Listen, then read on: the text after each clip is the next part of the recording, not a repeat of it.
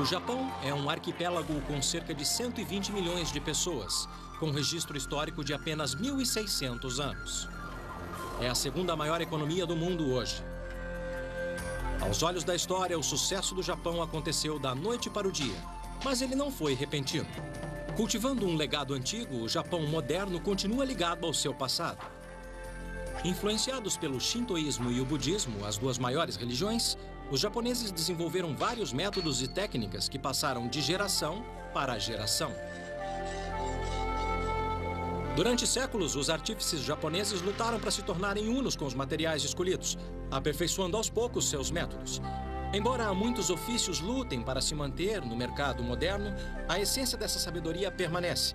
Ela foi a chave do sucesso do Japão, e ainda é. E eu vou lhes mostrar como a sabedoria da antiguidade ajuda a explicar a maravilha industrial do Japão moderno.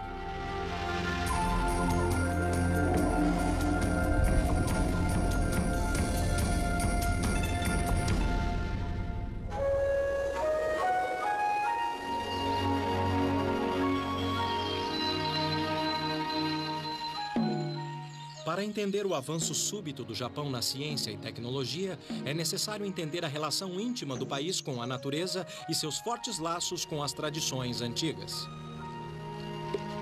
Os antigos acreditavam que um espírito, ou kami, vivia em tudo, principalmente nas árvores.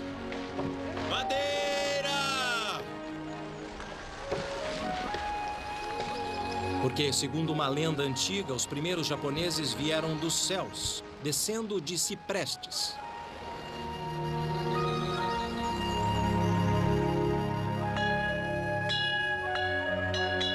O budismo e o shintoísmo, as duas maiores religiões do Japão, permeiam cada aspecto da vida. Arraigados ao shintoísmo, os japoneses desenvolveram um modo único e próprio, técnicas e métodos aguçados, voltados para descobrir o espírito, a essência das coisas.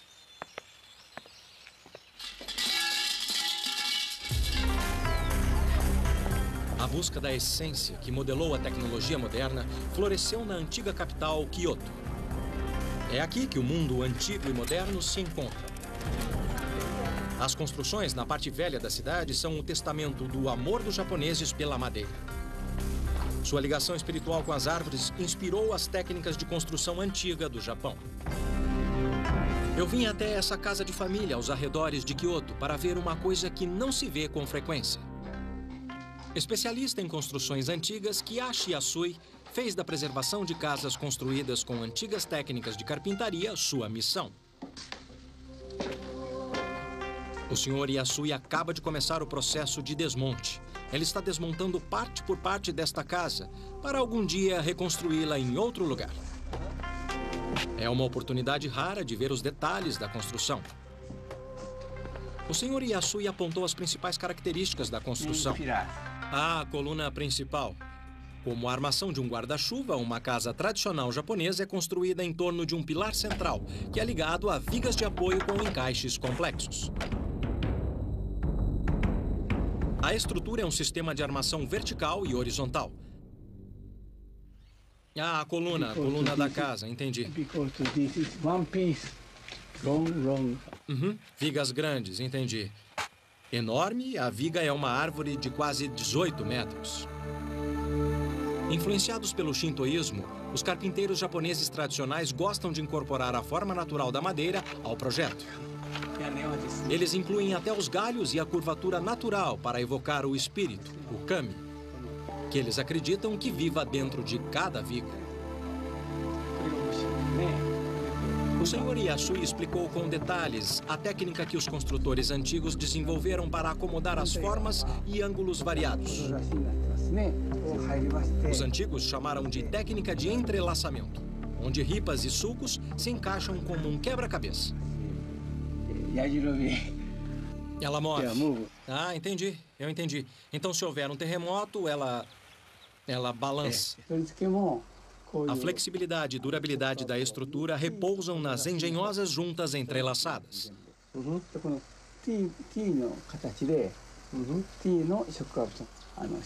A questão das juntas é como peças de quebra-cabeça, e esses caras vão me mostrar como é. Onegai shimasu? Nesta hora, meu japonês de escola vem bem a calhar. Tá. Este é um daiku, tradicional mestre carpinteiro japonês. Historicamente, sua profissão é um tanto mística, porque durante séculos seu conhecimento era transmitido apenas de mestre para aprendiz. E eu coloco esta peça para aprender, é isso? Tá bom. Muitos pagodes, santuários e casas particulares são construídos com essa técnica de entrelaçamento. Porque acreditem, os japoneses não usaram parafusos de metal para a fixação da madeira até o século XVIII. Normalmente, os pilares são construídos de cipreste pela beleza e durabilidade, o que é uma questão importante num país com quase 1.800 tremores por ano. Os métodos antigos incorporam outros materiais naturais de reforço. Essas paredes internas são feitas de barro, palha e bambu, e quando ocorre um terremoto forte, são elas que racham. Mas o conserto é fácil.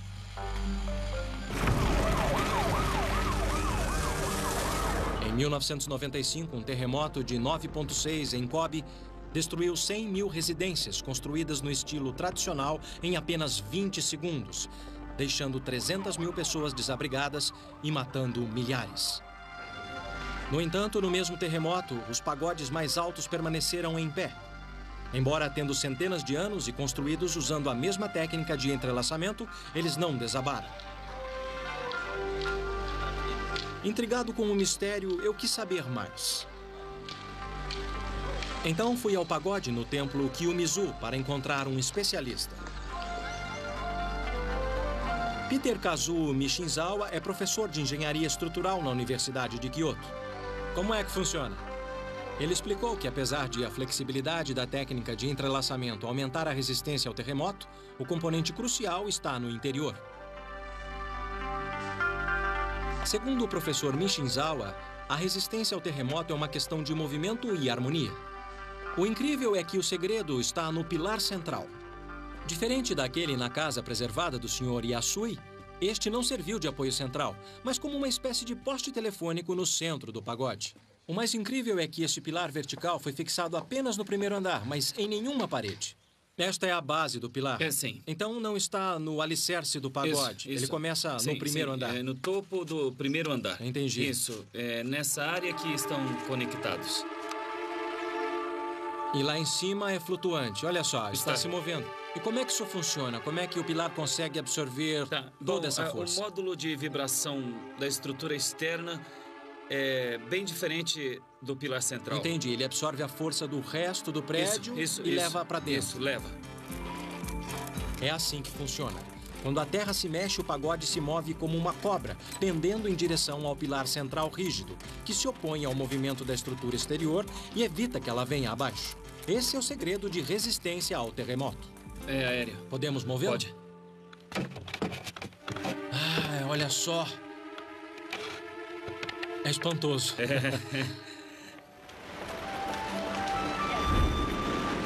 A tecnologia do pagode antigo foi incorporada na construção de um dos mais novos arranha-céus de Tóquio.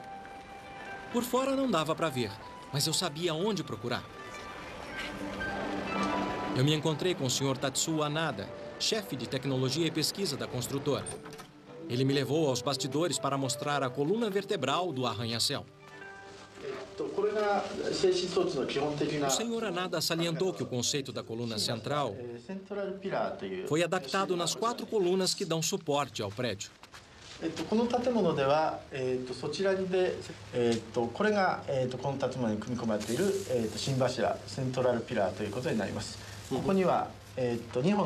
Então isso absorve a força que depois sobe pela coluna. Uhum.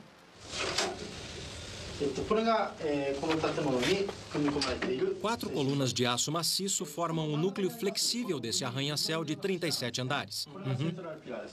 Hoje, os engenheiros modificam o conceito de coluna livre do pagode. Usando placas de aço flexível, eles conectam as colunas à superestrutura do prédio.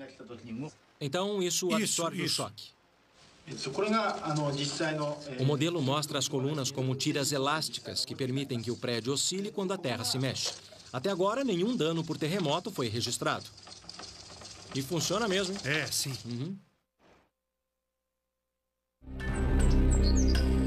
Um período na história deixou uma marca profunda no Japão moderno. O tempo dos guerreiros samurais. O símbolo desse tempo ficou famoso no mundo, a espada samurai. Hoje, seus segredos são usados para salvar vidas, em vez de tirá-las. Há muitas formas de manter contato com a história. A antiga arte do Laido provém do grupo que testava as espadas. Através do Laido, eles testavam o equilíbrio, a flexibilidade da espada e se ela faria seu papel. Olhando, você acha que isso não exige esforço. Na verdade, essa espada é bem pesada. Tem aproximadamente 70 centímetros de comprimento e pesa quase 1 quilo. O domínio de vários golpes com elegância requer muita prática.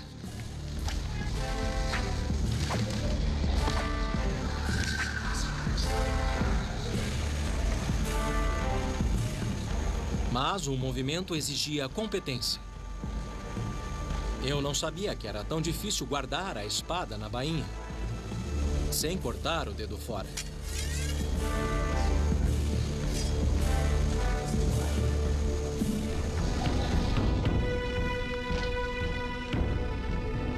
Os samurais eram conhecidos pelas espadas porque ninguém, além de um samurai, podia portar uma. Os samurais também eram conhecidos como bushi e seu modo de vida como bushido. Era um modo de vida onde ideais como honestidade, incorruptibilidade e frugalidade se opunham aos bens materiais. Além da espada, os bens mais preciosos para os samurais eram o orgulho e a honra.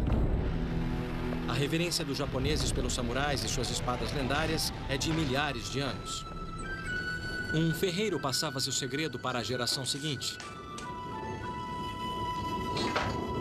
A princípio, o conhecimento de metalurgia foi introduzido no Japão pela Coreia e China, e possivelmente até a Índia. Yoshikazu Yoshihara segue a tradição da família. Agora, em seu 20º ano de treinamento, ele está perto de se tornar um mestre. O aço que ele usa foi derretido em um processo antigo que produz tamahagani, ou aço precioso. É um aço rico em carbono, um dos segredos para forjar uma lâmina afiada.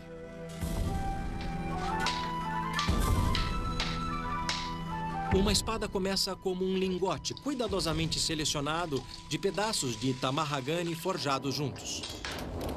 Depois de selecionar a mistura perfeita de aço, o Sr. Yoshihara pode tirar vantagem das variações naturais do aço. Isso pode parecer surpresa, mas são as variações que dão à espada beleza, personalidade e eficiência também. O lingote é dobrado, martelado e esfriado várias vezes, criando milhares de camadas fundidas uma à outra. Pela cor do metal aquecido, o ferreiro sabe quando a temperatura está correta. Na 10ª geração de mestres artífices, o Sr. Yoshihara é um tesouro vivo do Japão.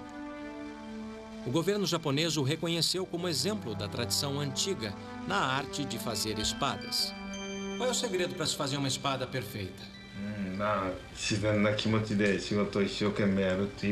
O mestre Yoshihara acredita que primeiro você deve seguir sua própria natureza. Se você for natural e firme em sua crença e flexível no modo de lidar com a vida, então seu espírito habitará a lâmina e a tornará perfeita.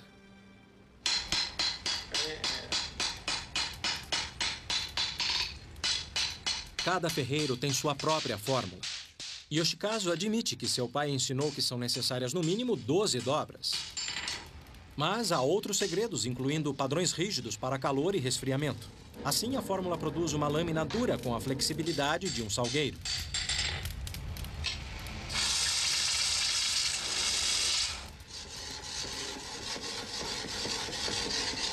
Finalmente, ela é polida à perfeição. Hoje, a história mortal da espada é esquecida facilmente diante de sua beleza marcante.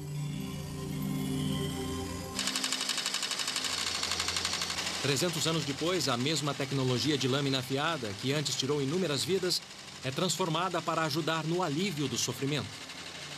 As indústrias Kai em Seki, Nagoya, são famosas no mundo por suas lâminas cirúrgicas. O gerente, o Sr. Katsuaki Yamata, disse que eles gastam muito tempo e esforço replicando o aço samurai no processo de forja. O Sr. Yamata pediu para que eu experimentasse. Fiquei surpreso ao ver como o aço pode ser macio. No processo de aquecimento e resfriamento, o aço macio e flexível se torna rígido.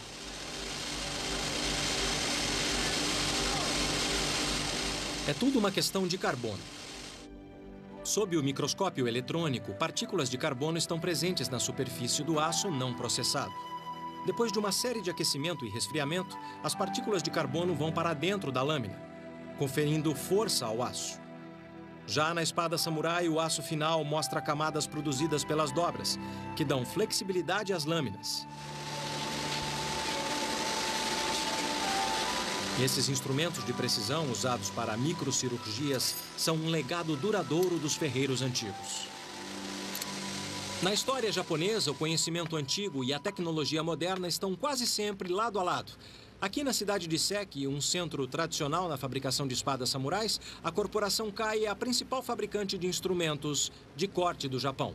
Como nos tempos dos samurais, a melhor lâmina é flexível e não perde o corte. As guerras marcaram a era samurai. Medidas de segurança engenhosas protegiam um comandante supremo ou shogun de ataques furtivos. Parece uma casa de passarinho aqui dentro. Mesmo no Castelo Nijo, em Kyoto, o shogun nunca se sentia totalmente seguro. Então, para se prevenir de intrusos, ele instalou o chamado piso rouxinol. É um piso que canta como se fosse um rouxinol. Ele funciona assim. Montado em cima de tábuas de assoalho, presilhas de ferro são friccionadas, criando o som de um gorjeio quando alguém pisa nas tábuas. A inovação sublinhou a era samurai até o fim. Foi um tempo de paz. Sem a ameaça constante de guerra, a vida de um samurai continuou sendo definida pelo ritual. Foi quando a famosa cerimônia do chá se desenvolveu. A cerimônia do chá se tornou tão popular que iniciou uma indústria, principalmente na antiga capital, Kyoto. Adornando as cerimônias de chá dos samurais, milhares de xícaras e tigelas chamadas de louças kiwaki eram modeladas à mão para incorporar o espírito especial da cerimônia. Apesar de a cerâmica estar entre os materiais naturais mais antigos da humanidade, o método de produção permaneceu constante. A modelagem secular da argila deu aos japoneses um profundo conhecimento da capacidade dos materiais. Embora a eletricidade tenha substituído a roda de pedal, poucos oleiros, como o mestre Imi, mantêm a antiga tradição kiwaki viva. Ele me deu uma lição da arte antiga de modelar.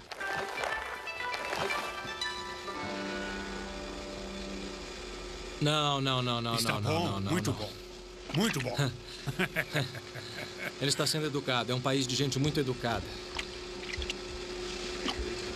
O segredo é a uniformidade. À medida que o mercado ficou maior e mais sofisticado, houve uma procura por formas novas e incomuns. E uma das qualidades que eles mais prezavam era uma pequena irregularidade, porque era a irregularidade que tornava a peça única. A que eu fiz está irregular, mas eu quero uma segunda opinião.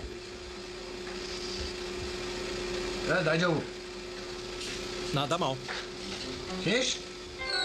Ah.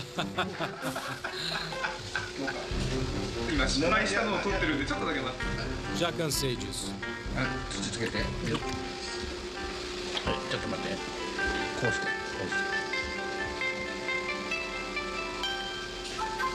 Se não tomar cuidado, nessa etapa você pode perder todo o trabalho.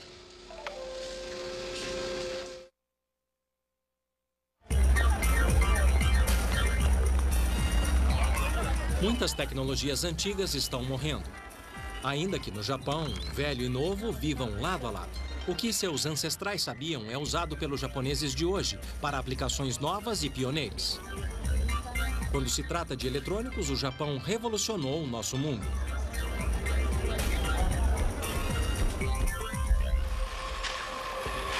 A procura pela essência deu aos japoneses um conceito e, por fim, uma vantagem econômica.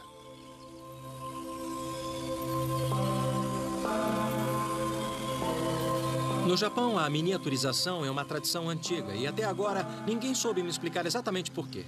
No entanto, o que está claro é que na era da eletrônica, esta filosofia deu vantagem ao Japão. Em uma fábrica moderna de cerâmica, pude ver como as antigas técnicas contribuíram para os avanços mais recentes em miniaturização.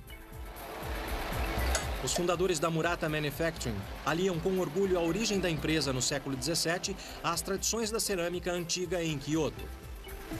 Em vez de louças, agora eles fabricam componentes eletrônicos. O Sr. Tetsuya Eketa, chefe de desenvolvimento da Murata, me apresentou um de seus produtos básicos de cerâmica. Tetsuya, você poderia me dizer o que é isso? Sim, é uma placa cerâmica para circuitos. Placa de circuito. Sim. Depois de séculos trabalhando com argila, os cientistas em Murata mudaram o curso da história tecnológica. Desenvolveram cerâmicas inovadoras. Assim como um material clássico, elas podem ser moldadas em qualquer formato. Mas o melhor é que elas têm propriedades elétricas.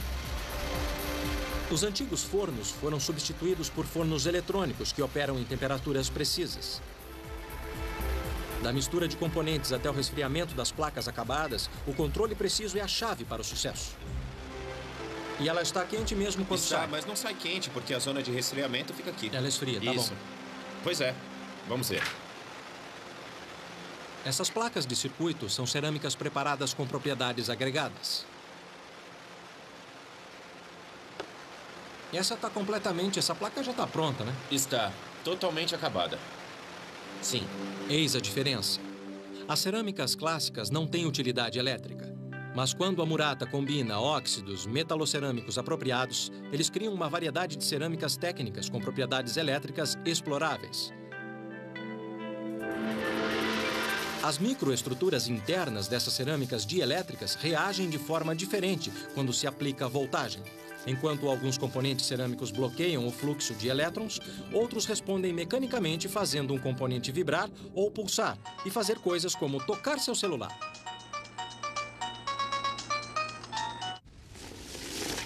Minha próxima parada é uma área controlada de pesquisa. Vamos lá? O filme é uma cerâmica? É, filme cerâmico. Nesta área livre de contaminação, eles trabalham em um componente experimental. A base é uma mistura de cerâmicas técnicas aplicadas com moderação num filme plástico fino. Quando aquecido no forno do processador, o filme cerâmico ultra fino encolhe e fica mais fino ainda. Em um processo secreto, camadas de filmes cerâmicos microfinos são usadas na elaboração de componentes eletrônicos complexos. Um dos componentes fica nesses capacitores minúsculos fantásticos. Ele fornecerá circuitos de memórias ainda menores. De louças a eletrônicos, é mesmo incrível como o Japão conseguiu trazer a tecnologia antiga para os nossos tempos modernos. Mas a origem antiga de uma ferramenta usada para inspecionar os poderosos microchips de hoje é ainda mais incrível.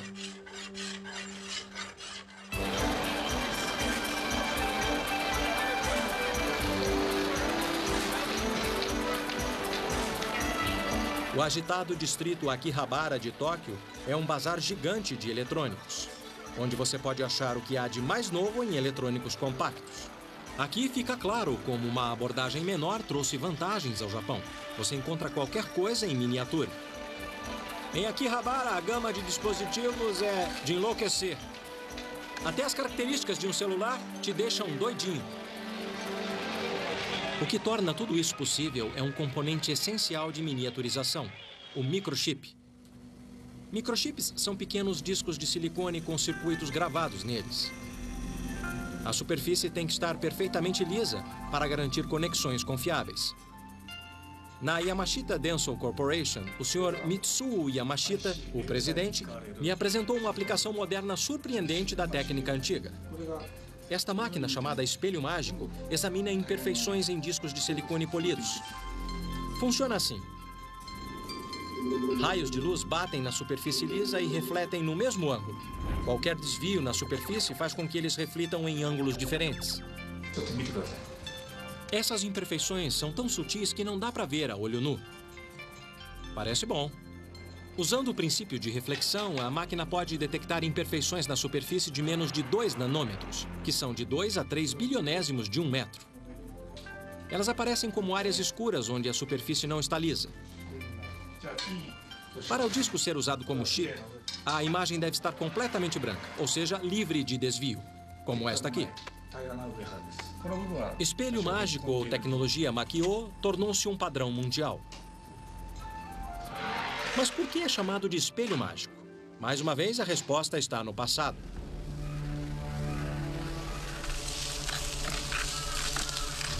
Uma tecnologia antiga importada da China, o espelho mágico teve um renascimento no meio do século XVI no Japão.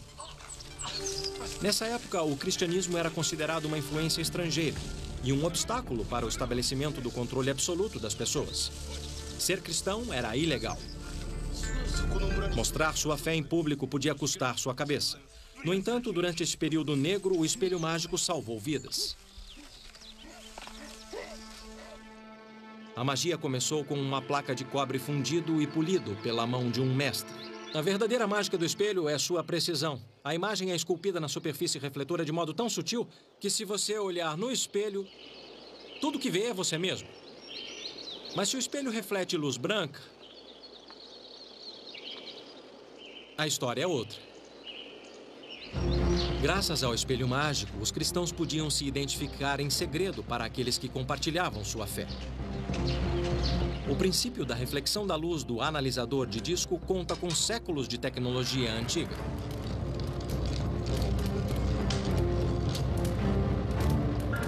Para descobrir como a imagem fica dentro do espelho, eu visitei uma oficina tradicional em Kyoto. A família Yamamoto faz espelhos mágicos há quase 200 anos. Eles seguem um processo antigo com poucos toques modernos. O cobre é derretido a cerca de 1.300 graus centígrados nessa pequena fornalha a gás. Embora seja uma receita secreta da família, dizem que os melhores espelhos são feitos de 5 partes de chumbo, 15 partes de estanho e 80 partes de cobre. Um pouco de palha queimada filtra qualquer impureza da superfície quando este é despejado no molde. Parecia tão simples que eu resolvi tentar. Vamos lá. Isso me deixa um pouco nervoso. Ah, isso é quente demais. Ai, mais quente que 1000 churrascos. Agora, o truque é despejar sem espirrar e queimar meu pé. Parece que meu rosto está queimando. Pronto. Vamos ver se esse vai ser mágico. Por alguma razão, eu acho que não.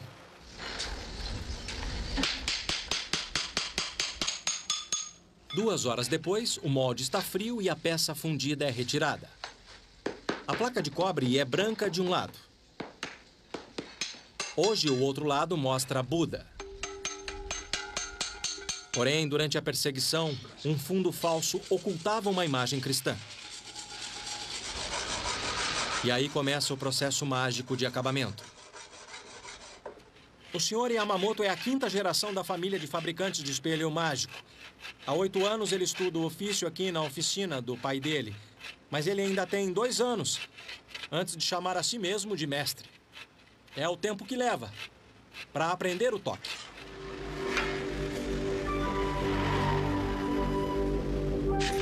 Raspar e polir cria variações microscópicas na superfície, que produzem uma imagem refletida similar à que está atrás. São necessárias semanas de raspagens cada vez mais refinadas para criar a imagem na superfície do espelho. O Sr. Yamamoto usa um pedaço de carvão, como este aqui, para a etapa final no processo de polimento. Como não pode ver se poliu corretamente, ele tem que sentir.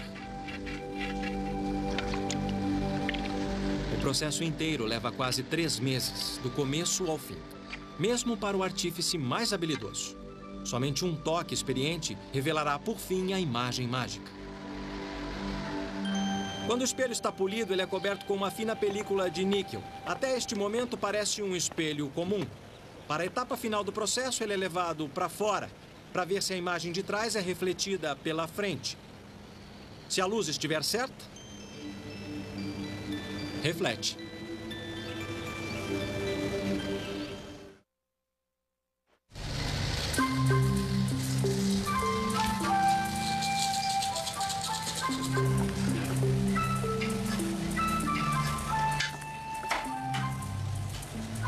Muitas das tecnologias do Japão moderno são baseadas em adaptações que datam de 300 anos, do período Edo.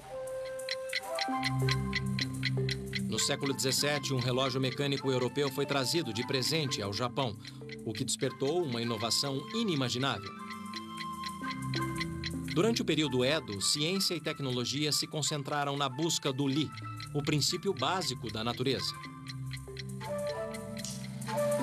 Quando os artífices bateram o olho no relógio, ficaram tão assombrados com seus movimentos que eles o desmontaram para descobrir a força que o movia. Molas e engrenagens escondidas no relógio faziam a mágica assombrosa. Esse foi o início do karakuri, uma tradição de dispositivos mecânicos desenvolvidos para te pegar de surpresa. A crença era que a tecnologia deveria ser uma extensão das ações humanas. Assim, os antigos desenvolveram bonecos humanoides e marionetes. Baseado no relógio, seu mecanismo armazena energia ao darmos corda, que depois de liberada se traduz em movimento.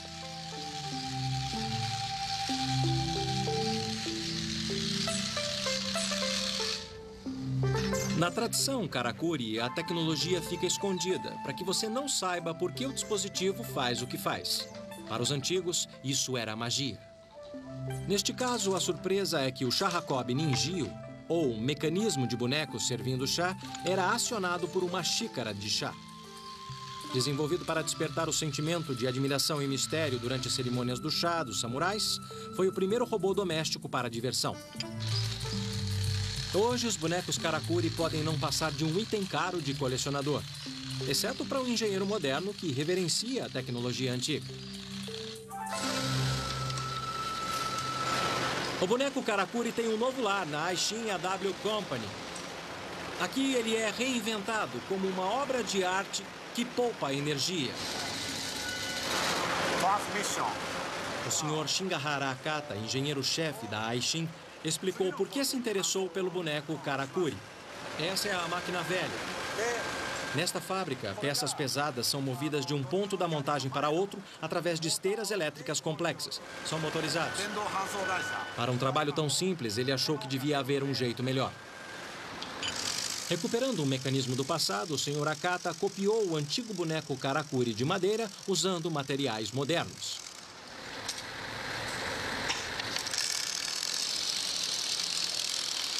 Duas propriedades do mecanismo karakuri chamaram sua atenção. Na primeira, o Sr. Akata percebeu a energia enorme que podia ser armazenada na mola. Na segunda, a quantidade de peso que podia ser usada para liberar a energia que movia as engrenagens. A reconstrução do mecanismo antigo inspirou uma adaptação eficiente. Essa é uma nova função do boneco mecânico. Agora o senhor vai me explicar como isso funciona. Para mover as peças pesadas, o Sr. Akata construiu um carrinho karakuri. O carrinho é movido por molas e engrenagens industriais. O peso da peça força a engrenagem, comprimindo as molas que, em princípio, armazenam energia. Tá? Então o próprio peso faz tudo. A peça desliza até o carrinho, liberando a trava que permite que ele se mova. Quando o carrinho atinge o ponto de transferência, o impacto transfere a peça para o condutor. As molas são liberadas girando a engrenagem que leva o carrinho de volta à posição original. E vai descomprimindo a mola até chegar do outro lado. Não é necessária energia externa, como a eletricidade. É incrível. A adição desse efeito positivo ao mecanismo do boneco karakuri gera uma economia de energia significativa. Esse faz o mesmo? Então, depois de 300 anos, o espírito do boneco karakuri vive nessa fábrica moderna. Se você achou isso legal, espera para ver o resto.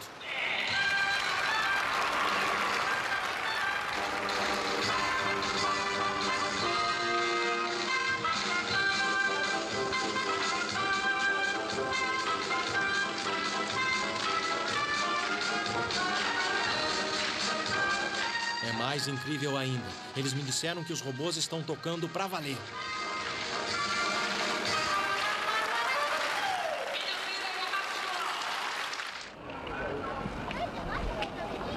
A crença dos japoneses em Li, a força escondida dentro da máquina, levou uma indústria gigantesca a produzir robôs humanoides.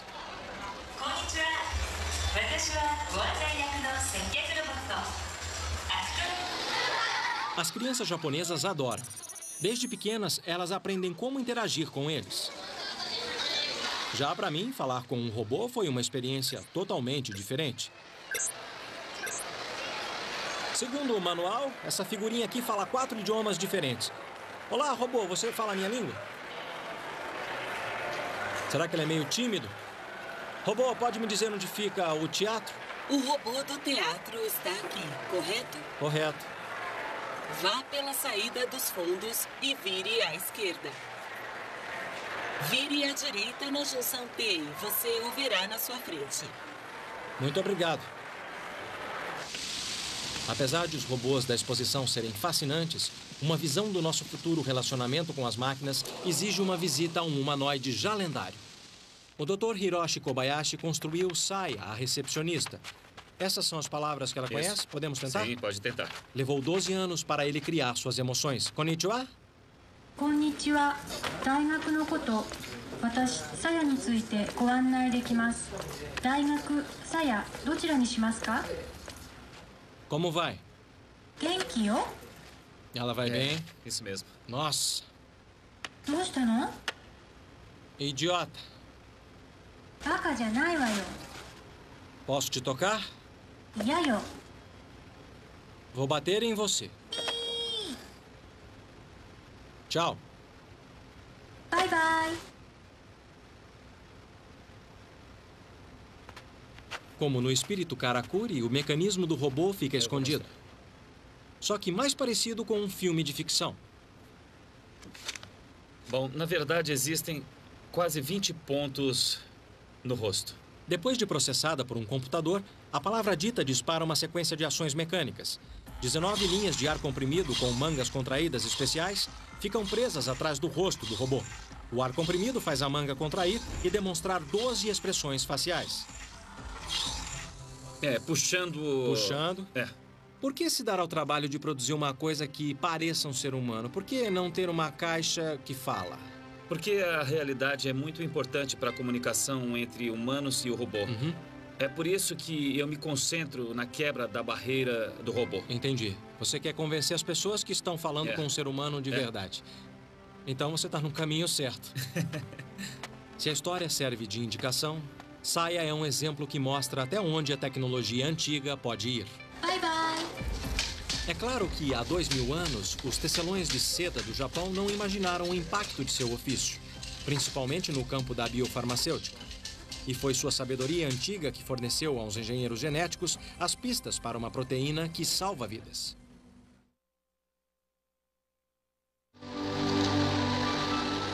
A parte norte do interior do Japão é coberta por fileiras de árvores como esta. Em outra época, elas foram a fonte de riqueza da nação. O milagre da seda começa com a amora. Aquilo que entra no bicho da seda, como folha, sai como seda. Um processo que os japoneses exploram e estudam há séculos. Mas agora, em dias de algodão e poliéster, o processo por si só está sendo transformado. É incrível pensar que a seda faz parte da cultura do Japão há mais de 2000 anos. A sericultura foi trazida ao Japão por volta de 300 anos antes de Cristo. Desde então, famílias por todo o Japão produziam o tecido precioso à mão. Um kimono criado com seda feita à mão é um bem de família que pode chegar a custar $40 mil. O custo está no artesanato. Yuki, antigo centro produtor de seda, ainda possui algumas oficinas tradicionais. Aqui, tecidos de seda com padrões complicados são tecidos em teares inspirados na antiga tecnologia chinesa. Mas gerações de mestres como Akira Suto aperfeiçoaram esse processo de amarração com nó único. Ele está preparando o fio para várias fases de tintura, que por fim criarão padrões sutis. Mas primeiro é preciso ter o fio. É o segredo da seda japonesa. A fibra de seda é uma secreção de 2 glândulas da cabeça do bicho da seda, que cria o casulo.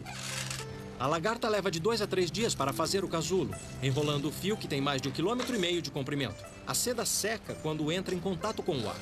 A senhora Murata me mostrou como enrolar o fio na tradição antiga de modo frouxo e não apertado. Konnichiwa. Arigato. Arigato. É preciso muita habilidade para desenrolar os casulos do bicho da seda. Quando os casulos são desenrolados, a seda é puxada e torcida em um fio. A saliva a deixa macia. É mais difícil do que parece. O truque é deixar a seda sempre com a mesma espessura. Leva tempo para aprender.